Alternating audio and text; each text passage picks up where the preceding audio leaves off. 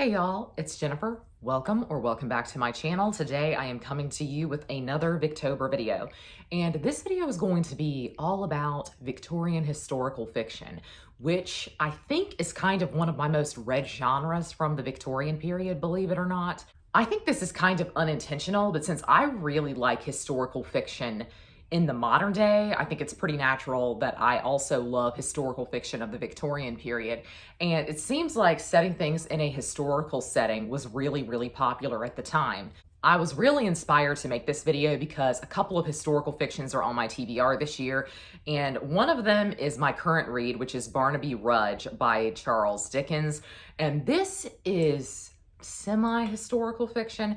I guess it is. I guess it does qualify because it was set in the late 18th century, and I think he published this sometime in the 1840s. And I feel like there is a definition out there somewhere that says something can't qualify as historical fiction unless it is set 50 years in the past. So I feel like this one is kind of cutting it a bit close. And that is what I would say most Victorian historical fiction is that I am thinking of most of the time. It seems like a lot of Victorian novels are not actually set in the current day, so to speak. They are set maybe 20 or 30 years prior. And this is about the anti-Catholic Gordon riots, so this is going to have, I think, a good mob aspect to it. So far, I'm enjoying the writing of this. I think it's really beautifully written. But to me, the historical elements have not had much to do with it at all in this first 200 pages. And so I guess I'm kind of waiting for that to start. I'm waiting for something to pick up just a little bit. Otherwise, I wouldn't say that there's much about this one that marks it out as being a historical fiction novel, which is kind of interesting. But reading this really made me reflect on other books on my TBR and books that I have read in the past that were also historical fiction that were written during the Victorian period. The other book on my TBR this year is The Cloister and the Hearth, and I have also started reading this one.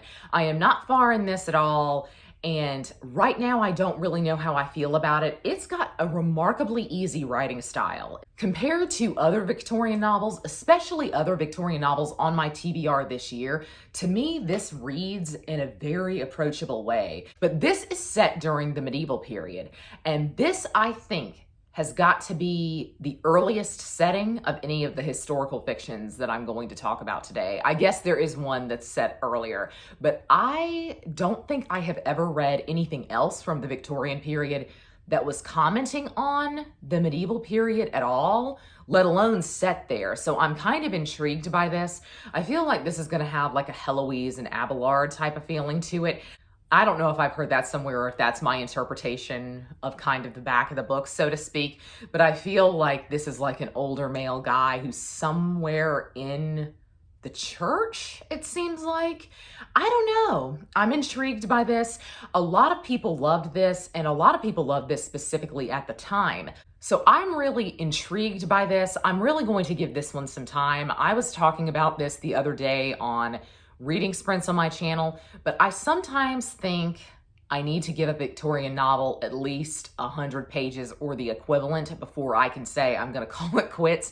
And I'm not trying to say that I feel like I would call this one quits, but it's not captured me right off the bat. And I feel like that's most Victorian novels. They require a little bit of patience from you before they get up off the ground. And I think for a historical fiction, that would be particularly true. So I am really excited about this one. I think this will probably be my next read of the month. Let's get into the other historical fictions that I have read. There is a DNF, and I feel like we need to go on and get that out of the way first. And that's The Last Days of Pompei by Edward Bulwer Lytton. This is the one I was referring to. This is definitely set earlier than the medieval period. And in fact, there is another Roman history book on my list. So I really like Roman history and I like Roman historical fiction. I DNF'd this. I really don't know why. I truly don't know what it was about this one that rubbed me the wrong way. But I just genuinely did not like it. I felt like this was not up to par. Going back and talking about writing and prose level, To me, I was wanting something that this book was not offering to me, and I think would have made this book stronger on the whole. I still can't believe I DNF'd it though, because it was clearly building towards, of course, Mount Vesuvius erupting and everyone dying, I'm sure. So it would have been a pretty great climax to the story, but I just could not get that far with it. This is an example too of popular fiction. In fact, I would say historical fiction, where I have seen it the most in terms of Victorian novels, has been in the realm of popular fiction. And so something that maybe doesn't have that much popularity today. Edward Bulwer Lytton was a massively popular bestseller at the time, but he is not really someone that we come back to and study nowadays. I personally think there's good reason for that, but there's something to be said for just a pacey, quick read when you're going somewhere, when you're traveling, and I have to imagine that's kind of the void that he filled. This is something that you would have picked up at the train station and read on your train ride. I still can't believe I DNF'd this, and so part of me thinks I should probably give this one another try, especially given how prolific he as an author was. So I don't know, I might come back to this one, I might give this one another shot. If you have read him at all, please let me know your thoughts down below. I actually have 2 more Roman recommendations. I am so sorry, but y'all know I'm kind of obsessed. So we also have Marius the Epicurian, which I think I would really love. This is one that has remained on my TBR for a very long time. Walter Pater also wrote a nonfiction on the history of the Italian Renaissance, and it is stunningly written. I think there were a lot of issues with it, but it truly was a beautifully written nonfiction, and I read that a couple of years ago and was just swept off my feet. Everyone has said Marius has a very similar feel and tone to it. And so this is one that is semi on my long-term TBR. I'm really interested in this because it's about, I think, Epicureanism, of course. You can tell that from the title, I guess. And so part of me thinks this is probably going to be a bit too philosophical for me, but this is set kind of at the height of ancient Rome in terms of the empire, I believe. So I would really like to get around to this one, but it doesn't feel like it's at the top of my list. I'm not going to say this one is a top priority for me by any stretch of the imagination, but it is one that I think about often. And I think this is Walter Pater's only other work. I think he wrote this and the history of the Renaissance, and that's basically it. The last Roman work that we're going to get out of the way is Antonina by Wilkie Collins. I talk about this book ad nauseum. I loved this, and I know that a lot of people didn't. This is Wilkie Collins' first novel, and it is his only historical fiction, which I have to say I'm kind of sad about. But this is set during the fall of Rome in the West, around 410, when the Goths are sacking the city of Rome. I thought this was really beautifully written. I thought it was really dramatic, and I enjoyed the characterization here, but I just thought his writing was really wonderful. This is a pet time period for me though, and that is why I think I took to Antonina and I had such a positive feeling towards it when I know a lot of other people did not, because I think I just really like learning about the fall of Rome. That's fun to me, and I think it's interesting that he would have chosen that as the setting for this book, and he wouldn't have gone for your kind of tried and true turning over of the Republic into the Empire around the age of Julius Caesar or Augustus. I feel like most authors would have chosen that, or even like the reign of the 5 good emperors, but he went for the most dramatic and upsetting time in the West and didn't even go there in the way that you would have wanted. I personally really enjoyed this, and I will recommend this book if you like historical fiction, and I'm gonna assume that you do since you clicked on this video. I personally think there was a lot to get out of this. This is one of my favorite historical fictions that I have read from the Victorian period. I just really enjoyed the way this was written, and it felt very modern to me in some ways. It kind of did feel like a modern historical fiction. In other ways, it definitely felt of its time, particularly given some of the female characters. Now, a book that I'm also going to say I feel is only nominally historical fiction is Vanity Fair. And I wish that I had brought it down here, but Vanity Fair is set during the Napoleonic era, and it culminates in Waterloo. And I feel like the setting is a really big deal, is a really large part of this book. And that's definitely true for the Roman books that I mentioned as well. I felt like the setting was really important, and I felt like it was truly all about being a historical novel. A lot of times, some of these Victorian novels that claim to be historical, I don't really see the point in setting them back in time because they don't necessarily do anything with the time period. I feel like the Roman books had a purpose to that, as did Vanity Fair. I feel like Vanity Fair was really interested in commenting on Waterloo and the end of the Napoleonic Wars. Part of it is set in Belgium, out there near Waterloo. So it's a really interesting book. But you know, of everything that I have read from the Victorian period that I thought I would love but didn't, Vanity Fair is the one that haunts me the most because I feel like this literally is a book that was written for me. I feel like Becky Sharp is an unlikable female main character. She was designed for me to love. I feel like the love interests were the type of guys that I like to see in a romance. And I also just in general like the Napoleonic Wars and I like Napoleon. So I was kind of set up to enjoy multiple different facets of this novel, and it just never happened for me. I only ever felt okay about this. And there were multiple times I questioned why I was trying to push through it. This is a really long book as well. In fact, I think it's the longest that I'm going to talk about in this video. And I personally don't believe it needed to be this long. I'm definitely due for a reread of this, and I would love to reread it probably over the next year or so. I feel like I'm about to go on a Napoleon kick because the Napoleon movie is about to come out, and I am so excited. Y'all do not know how excited I am to see Joaquin Phoenix play Napoleon. So I feel like I'm going to kind of go back into a Napoleon project semi.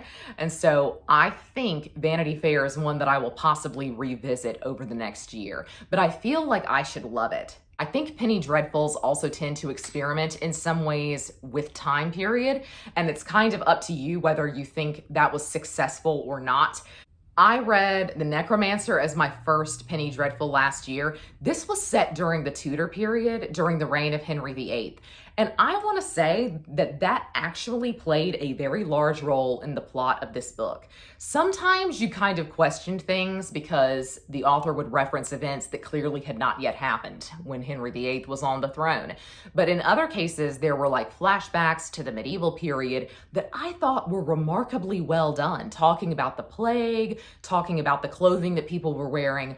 I thought The Necromancer was really atmospheric, and I think a lot of the reason that I felt positively towards it was largely due to the fact that it was set back in time. I think that really was a great stage for a semi-spooky book, and so this worked for me, especially in setting and time period. But because it is a Penny Dreadful and because it went on for so long, there are a lot of discrepancies in what the author is talking about, and I feel like what was going on historically was a big discrepancy throughout this book.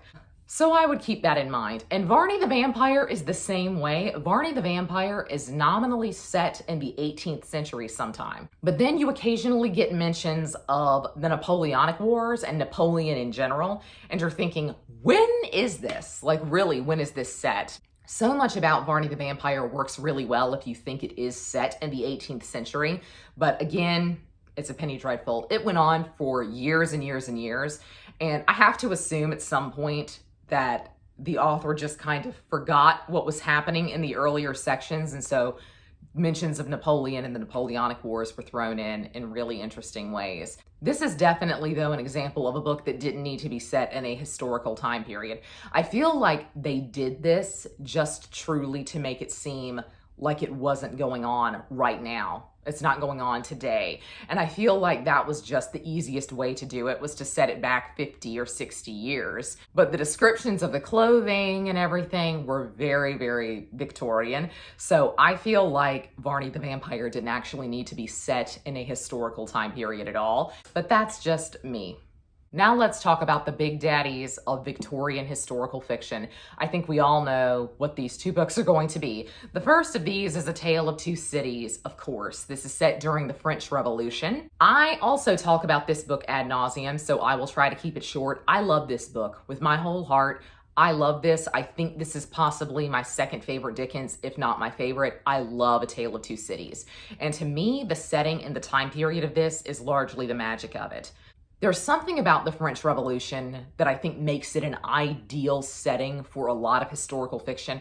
There's a lot of anxiety involved, there's a lot of dread, there's a lot of fear, but then there is also kind of an element of hope. So I just absolutely loved this. And I think this is a great example of kind of interweaving original characters with a historical time period and doing it really brilliantly. I don't really remember any actual historical figures coming into contact with most of the characters in this book. So this was definitely a more insular story focusing on original fictional characters. And to me, that was the brilliance of it. The metaphor of what was going on with these three main characters that could be extrapolated and applied to basically everyone in the French Revolution, it was stunning to me. This is literally his most brilliantly written book. I'm sorry, I'm going to say it. I love A Tale of Two Cities.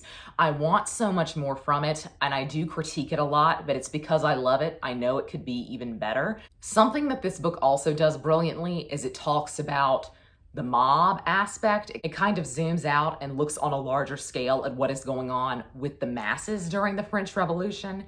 And it also looks kind of at what's going on in London at the same time. And so you get a lot of historical background in this book as well. That is what I would say makes this probably the most exemplary historical fiction of those on the list. I feel like you were getting a history lesson at the same time as reading a really good novel. And so I think that's kind of what I'm searching for out of historical fiction. And this also, to me, feels very modernly written. To me, this could have been written last year. And so I think there's something really brilliant about that, and there's something very timeless about it. But this is one of my favorites, and I would say it probably is my favorite historical fiction. Last but not least is a book that I know has its detractors here on BookTube, but it also has its people singing its praises, and that is Romola by George Eliot. This is set during the Italian Renaissance in Florence during the reign of Savonarola. And I feel like this is a really good book to talk about in conjunction with A Tale of Two Cities, because this book similarly has sections where it kind of zooms out and lets you look at the city as a whole and lets you learn something about what's going on with Savonarola and just in general what is happening in terms of the Italian Renaissance. And so I think that makes both A Tale of Two Cities and Romola kind of brilliant. And I think it also makes them read a little bit more like modern historical fiction in that way. Romola is a book that I do hesitate to recommend just because of its writing style. I feel like it's very hard to get into, and it took me 2 or 3 tries to really get into Romola, but once I did, I flew through it and I really, really enjoyed it. In fact, it's a book that I think about very, very frequently. So I really enjoyed this, and I would say this is one of my favorites of the past few years. I love the Italian Renaissance and I love Savonarola. So I feel like this is another book that was just by design going to be a book that I really enjoyed. And I feel like there was a lot of nuance in how this was written, and there was a lot of care and attention paid to all of the concepts that George Eliot wanted to play with. And I think that made this very brilliant. This was historical, but it was also modern in many different ways. And I think that makes this one unique amongst the other historical fictions that we have talked about today. So I do recommend this one, but I think it's going to take you a little bit of time to get into. Well, that is kind of my history with Victorian historical fiction, and I would love to have some more recommendations for this down below. So if you have read any Victorian historical fiction that I didn't mention, please recommend me some. But I would love to know down below if you have read any of these, what your favorites are. But that's going to be all for me today. I hope you're all having a great week. Happy reading. Happy Victober. Goodbye.